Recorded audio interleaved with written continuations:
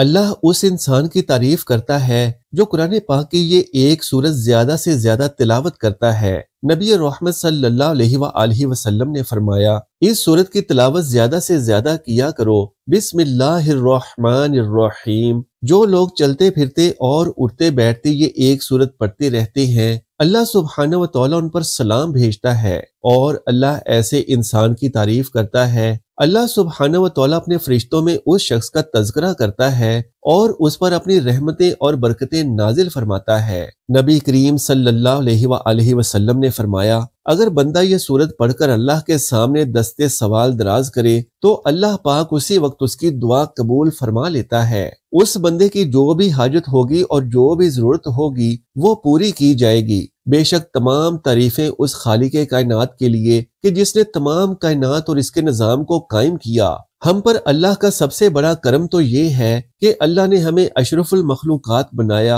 اور پھر دین اسلام کی نعمت سے نوازا۔ پھر اس نے نظام زندگی کو قائم کرنے کے لیے زرخیز زمین اور شجر بنائے، پھل میوے اور خوراک مہیا فرمائی۔ زمین میں توازن کے لیے اس نے پہاڑ بنائے، پھر سمندر اور دریا بنائے۔ آسمان سے بارش جیسی نعمت ہم پر برسائی اور چاند سورج اور ستاروں سے آسمان کو مزین کیا۔ چرند پرند اور چوپائے بنائے، حتیٰ کہ اگر ہم انفرادی طور پر اپنے آپ پر غور کریں تو اللہ سبحانہ و تعالیٰ نے ہمیں بہترین توازن کے ساتھ پیدا فرمایا۔ ہمارے جسم کے تمام اعضاء کو درست اور سالم بنایا، نیز اندرونی اعضاء کو بہترین طور سے فعال بنایا۔ پھر رشتے ناطے، خوشیاں، مسرتیں، دولت، صحت اور تندرستی بھی عطا فرمائی، اور یہ سب کچھ رزق کے زمرے میں ہی آتا ہے۔ حقیقت تو یہ ہے کہ ہم اس جلیل القدر پاک ذات کی نعمتوں کو شمار نہیں کر سکتے اور نہ ہی ان کا شکر ادا کر سکتے ہیں، کیونکہ اس دنیا کے تمام سمندروں کو سیاہی اور درختوں کو قلم بنا دیا جائے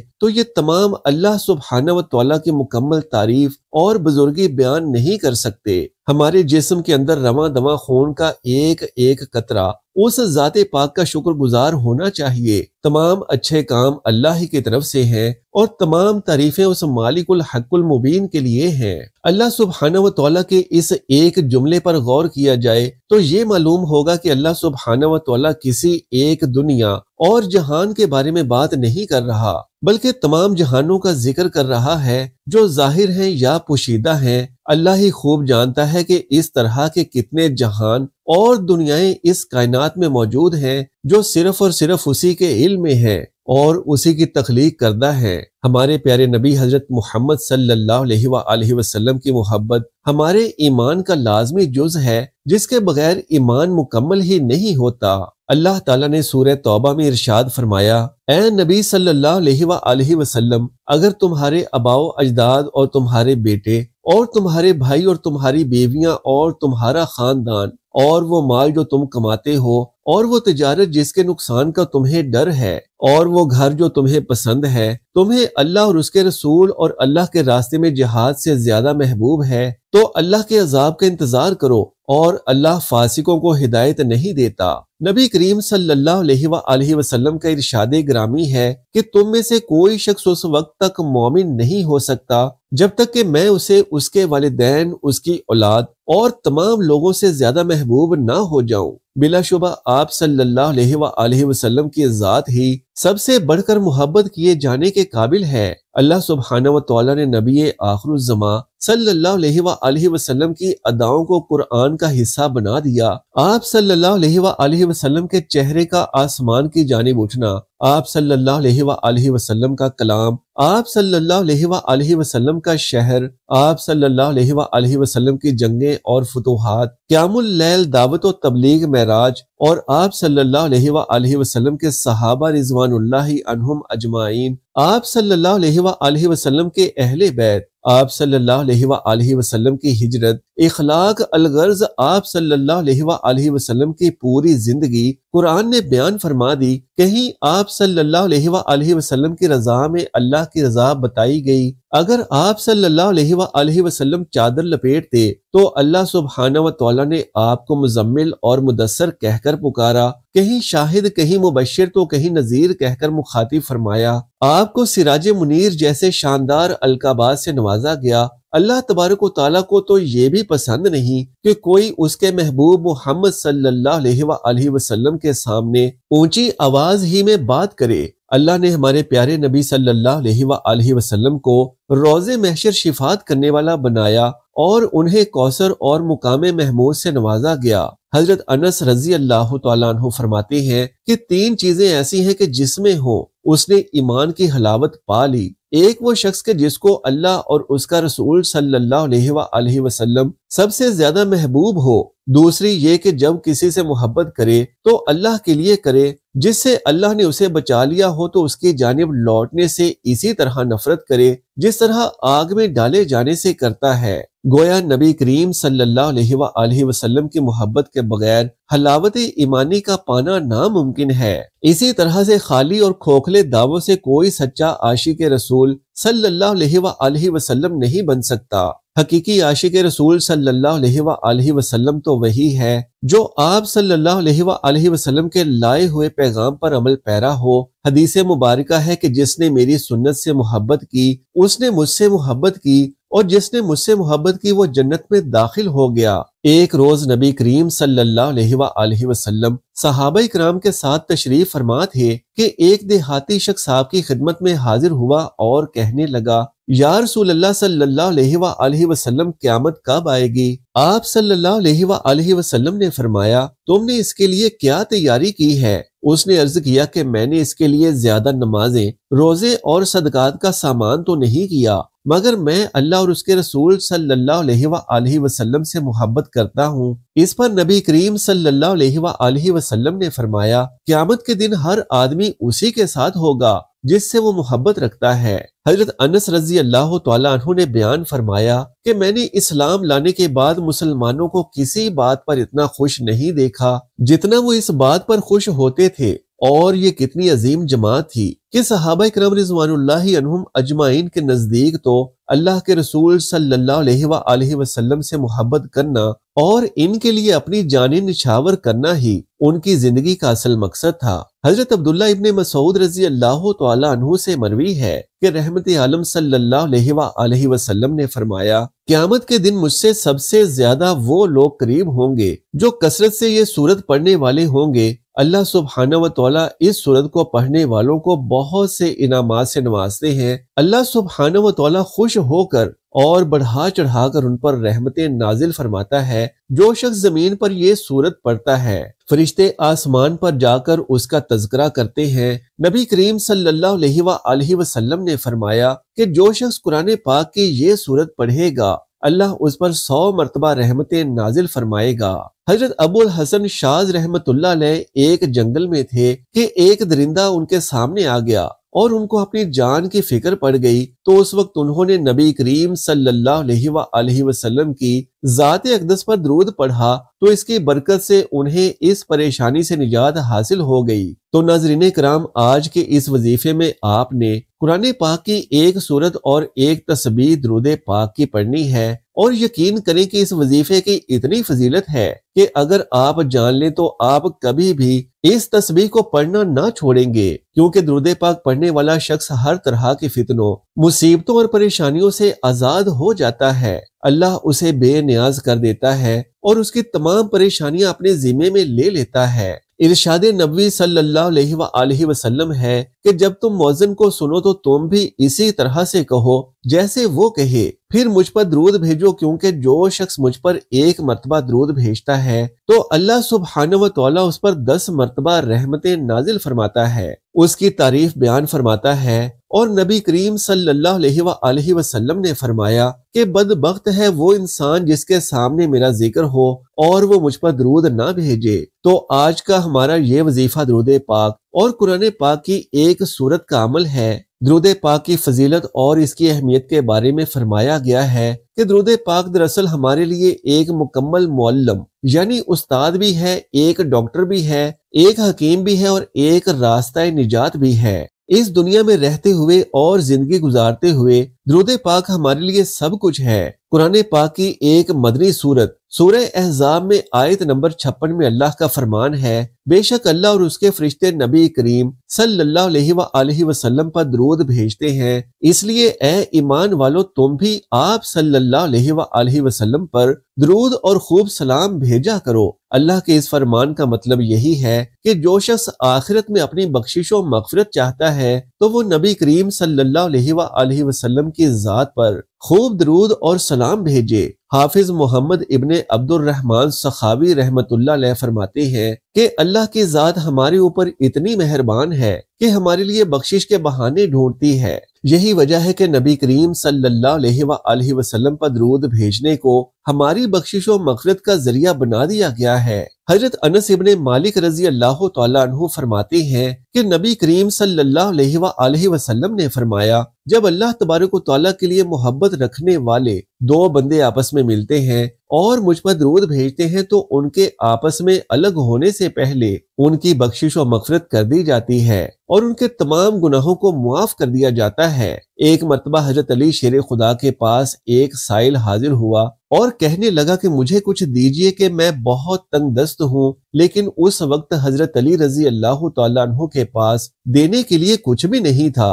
تو آپ رضی اللہ تعالیٰ عنہ نے 10 مرتبہ درود پاک پڑھ کر اس کے ہاتھ پر پھونک ماری اور فرمایا کہ اپنی مٹھی بند کر لو۔ باہر جا کر جب اس سائل نے اپنی ہتھیلی کھولی تو وہ سونے کے دیناروں سے بھری ہوئی تھی۔ حضرت امام خواجہ حسن بصری رحمت اللہ علیہ کے دور میں ایک خاتون نے خواب میں دیکھا کہ اس کی بیٹی عذاب میں مبتلا ہے اور جہنم کی آگ اس پر مسلط کر دی گئی ہے، تو وہ خاتون یہ سب کچھ دیکھ کر ڈر گئی اور جب صبح اٹھی تو حضرت خواجہ حسن بصری رحمت اللہ علیہ کے دربار میں حاضر ہوئی اور سارا واقعہ بیان کیا۔ کہنے لگی کہ میں اس وقت تک یہاں سے نہیں جاؤں گی کہ جب تک آپ رحمت اللہ علیہ اس کا خلاصہ مجھے نہیں فرما دیتے یا اس خواب کی حقیقت سے مجھے آشنا نہیں فرما دیتے۔ آپ رحمت اللہ علیہ نے کچھ توقف کیا اور فرمایا کہ تم اب چلی جاؤ اور کل میرے پاس آنا۔ یہ سن کر وہ عورت وہاں سے چلی گئی۔ جب رات کا وقت آیا اور آپ رحمت اللہ علیہ آرام کرنے کے لیے لیٹے تو آپ کی آنکھ لگ گئی اور آپ رحمت اللہ علیہ نے